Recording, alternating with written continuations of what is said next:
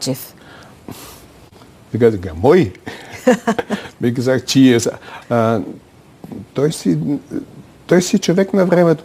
Аз съм роден в такова семейство, роден съм в такава махала, където ние всички сме наследници на македонци.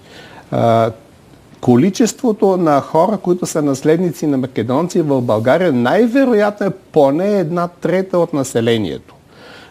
Такива хора има в повече градове, на повече места въобще в държавата, и то не само в нашата държава, ами и в няколко други държави и наоколо включително. Значи, кога слушнав аз лекцията, що беше за Гоце Делчев по история, с кога си дойдов, аз я прашав тетка ми, дали сме ние гърци? Како гърци, рече она? Како и гърци? Ние сме македонци. Ама ние сме от Кукуша. Кукуш е во Гърция. Да, во Кукуш е во Гърция, ама нашиот дедо е македонец.